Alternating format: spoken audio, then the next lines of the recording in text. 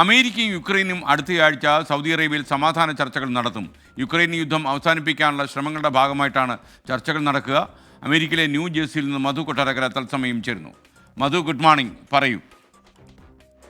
Good morning SKN. White ഹൗസിൽ കഴിഞ്ഞയാഴ്ച Donald ട്രംപുമായി അലസിപ്പിരിഞ്ഞ യുക്രൈൻ പ്രസിഡന്റ് സെലൻസ്കിയുമായിട്ടുള്ള ചർച്ചകൾക്ക് ശേഷം അമേരിക്കയുടെ ഭാഗത്തു നിന്ന് ചില കടുത്ത നടപടികൾ യുക്രൈനെതിരെ വന്നിരുന്നു.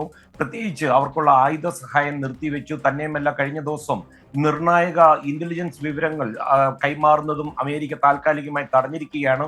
ഒരുപക്ഷെ ഇതുകൊണ്ടൊക്കെ ആയിരിക്കാം തുടർന്ന് യുക്രൈൻ നടത്തിയ ഒരു അനുനയ നീക്കങ്ങൾ ഒടുവിൽ ഫലം കണ്ടു തുടങ്ങിയിരിക്കുകയാണ്. അടുത്തയാഴ്ച അമേരിക്കയും യുക്രൈനും തമ്മിലുള്ള ചർച്ചകൾ സൗദിയിൽ ആരംഭിക്കുമെന്നുള്ള വാർത്തകളാണ് വരുന്നത്.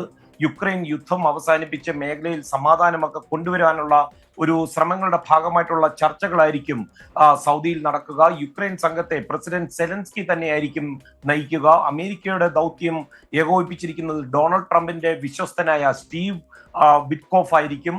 ഈ വാർത്ത വൈറ്റ് ഹൗസ് അല്പം മണിക്കൂറുകൾക്ക് മുമ്പ് സ്ഥിരീകരിച്ചിട്ടുണ്ട്. സൗദിയിലെ റിയാദിലായിരിക്കും ചർച്ചകൾ നടക്കുകയെന്ന് സ്റ്റീവ് വൈറ്റ് ഹൗസിൽ ഇന്ന് മാധ്യമപ്രവർത്തകരോട് സംസാരിക്കവേ പറഞ്ഞു.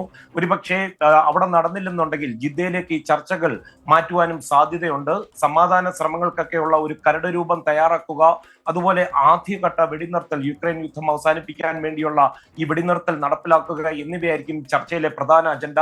ചർച്ചകളുടെ കാര്യങ്ങൾ ഒടുവിൽ ഈ അമേരിക്ക യുക്രൈൻ ബന്ധം തിരികെ ട്രാക്കിൽ കൊണ്ടുവരുവാനും ഈ ബന്ധം പഴയതുപോലൊക്കെ ആക്കുവാൻ സാധിച്ചേക്കുമെന്നുള്ള ഒരു വിശ്വാസവും മൈക്ക് ഇന്ന് വെളിപ്പെടുത്തുകയുണ്ടായി. പക്ഷേ അന്തിമ തീരുമാനം ഡൊണാൾഡ് ട്രംപിന്റേതായിരിക്കും. S K N.